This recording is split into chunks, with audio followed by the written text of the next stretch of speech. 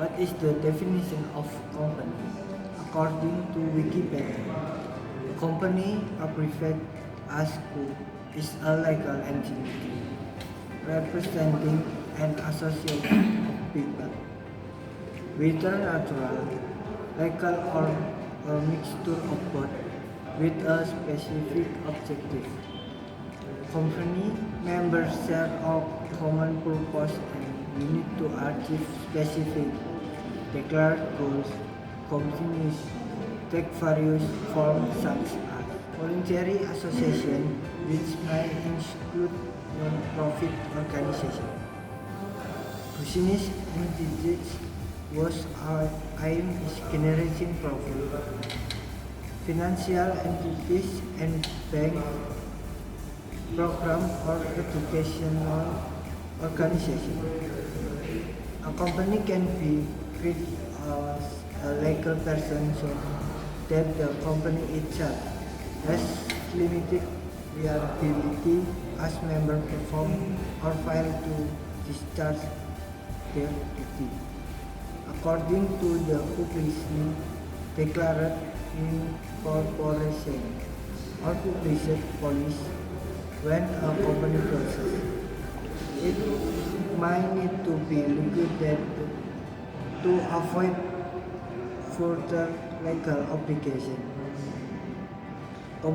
Companies may associate and collectively register themselves as new companies. The result entities are often known as corporate groups. Let's get to the structures. There are four structures in existence, which are functional, matrix, divisional, hybrid. But we are going to focus on the first structure because it's the common, most understandable, and the most implemented and most asked company, which is functional structure.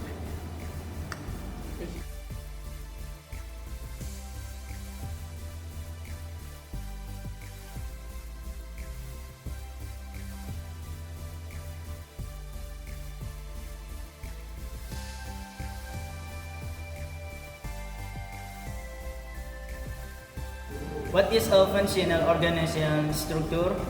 A functional organization structure is a structure used to organize workers. They are group based on their specific skill and knowledge. It vertically structures its department with roles from the president to finance and sales department, to customer service, to employees assigned to one product or service. Functional organization contains specialist unit that report to a single authority. You should call it top management. Each functional unit handles one aspect of the product or service provided, such as information technology, marketing, development, research. They are referred to as silos because they function independently and have their own vertical management structure. Workers within each functional department communicate with each other exclusively, and department hence communicate with each other. This structure works well in a stable environment that has continuous operation. The goal of a functional structure is to put together every informational and human resource necessary for one activity in a single place.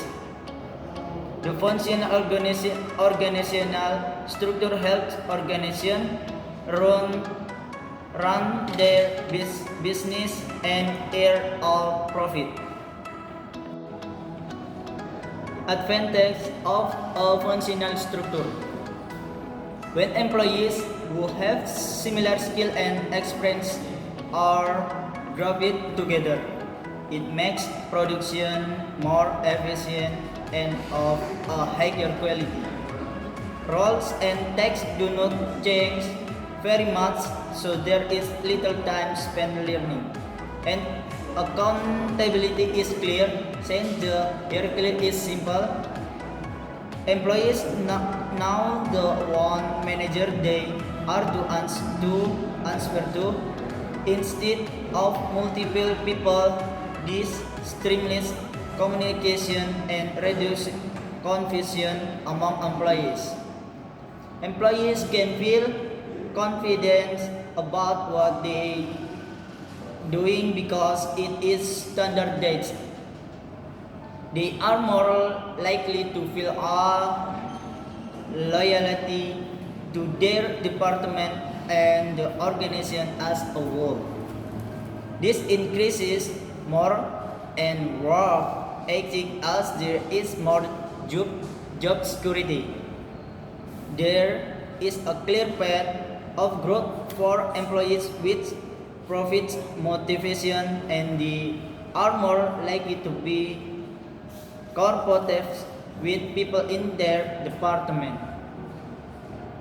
A functional organizational structure provides a perfect environment for learning for new employees, especially new college graduates, to be taught the real world application of theoretical information.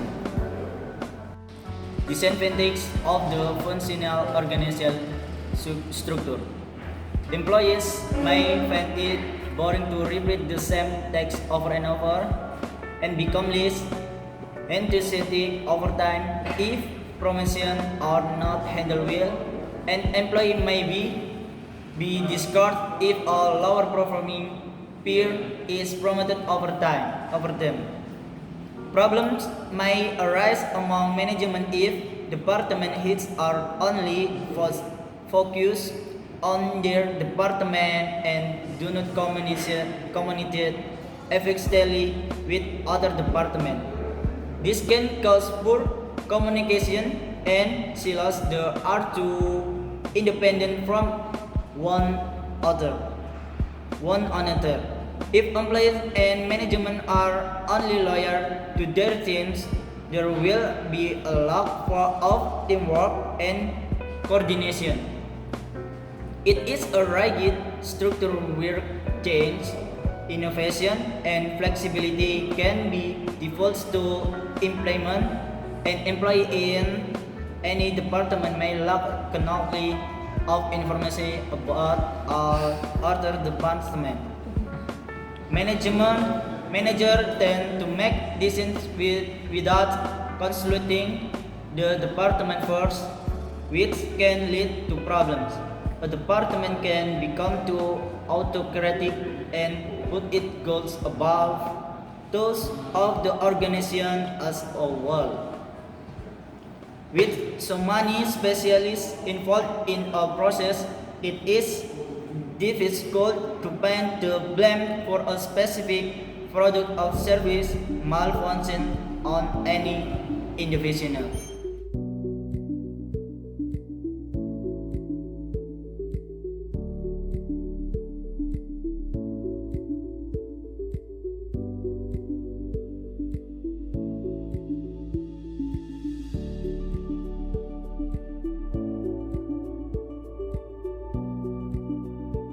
Yeah, let's get to the job text. We'll start from the top. CEO, or it stands for Chief Executive Officer. Chief Executive Officer, or CEO, is the highest ranking executive in a company, whose primary responsibilities include making major corporate decisions, managing the overall operations and resource of a company, acting as the main point of communication between the board, directors, and corporate operations, and being the public face of the company. A CEO is elected by the board and its shareholders. Understanding the CEO. A CEO's role varies from one company to another depending on the company's size, culture, and corporate structure. In large corporations, CEOs typically deal only with very high level strategic decisions and those that direct the company's overall growth. In smaller companies, CEOs often are more hands-on and involved with day-to-day functions. CEOs can set the tone, vision, and sometimes the culture of their organization. So basically, they are the king, or not a king, they are like the head or the leader. Because of their frequent dealings with the public, sometimes the CEOs of larger corporations become famous. To name a few, such as Mark Zuckerberg, the CEO of Facebook, Steve Jobs, CEO of Apple and founder of Apple, Bill Gates, the CEO of Microsoft, and the list goes on. Alright, the second role is CFO, or Chief Financial Officer. So you might be wondering, what is Chief Financial Officer or CFO? Well, a Chief Financial Officer or CFO is the senior executive responsible for managing the financial actions of a company. The CFO's duties include tracking cash flow and financial planning, as well as analyzing the company's financial strengths and weaknesses, and proposing corrective actions. The role of a CFO is similar to a treasurer or controller, because they are responsible for managing the finance and accounting divisions and for assuring that the company's financial reports are accurate and completed in a timely manner. Okay, the third role we're going to discuss is CPO, or Chief Product Officer. The Chief Product Officer is a strategic leader, visionary, team supervisor, and an advocate of an organization's product or products.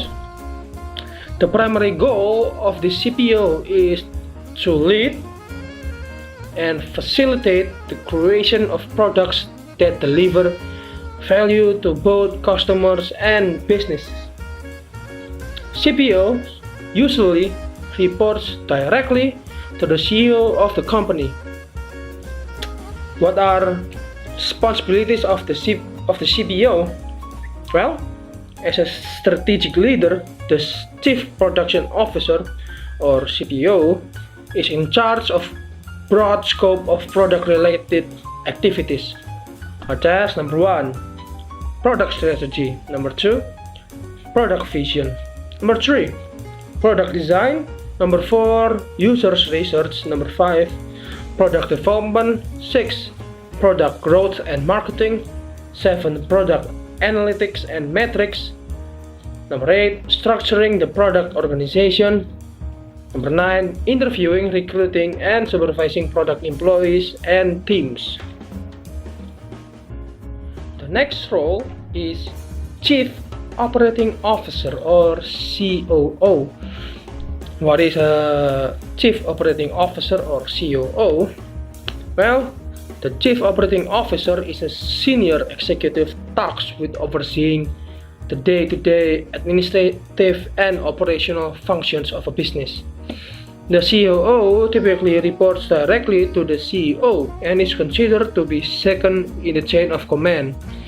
In some corporations, the COO is known by other terms such as Executive Vice President of Operation, Chief Operations Officer, or Operation Director. Understanding the COO.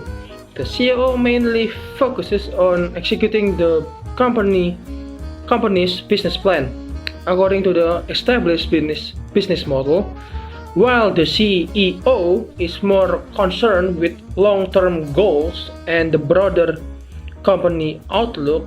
In other words, the CEO devises plans while the COO implements them. So COO is the one execute the CEO's plan. For instance, when a company experiences drop in market share, the CEO might call for increased quality control in order to fortify its reputations among customers. In this case, the COO might carry out the CEO's mandate by instructing the human resource department to hire more quality control personnel. The COO may also initiate the rollout of new product lines and may likewise be responsible for production, research and development, and marketing.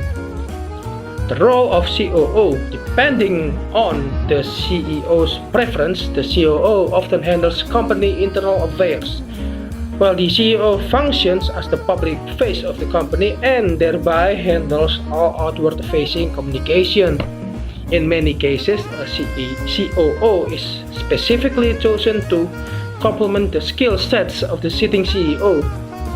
In an entrepreneurial situation, the COO often has more practical experience than the founding CEO, who maybe have come up with an excellent concept but lacks the startup know-how to launch a company and manage its early stages of development. Consequently, COO often design operations, strategies, communicate policies to employees, and help human resources build out core teams. So, the final officer in the chart is the CLO, or Chief Legal Officer. What is a Chief Legal Officer? A Chief Legal Officer is often a publicly traded company's most powerful legal executive. The CLO is an expert and leader who helps the company minimize its legal risk by advising the company's other officers and board members on any major legal and regulatory issues the company confronts, such as litigation risk. The responsibility of CLO is keeping the company aware of compliance issues and recommending a course of action to remedy such matters also fall under the duties of CLO. There is also an aspect of corporate governance to the role, in which certain responsibilities and duties rest with the CLO to ensure the company is not violating any laws. For example, this may include guaranteeing the company conducts its hiring process following employment law standards, adheres to appropriate product labeling regulations, fulfill health and safety codes, and files reports that are mandated by government agency. Or in short, CLO is making sure that the company that they are working for is following the law. They're not violating any laws or executing illegal activities.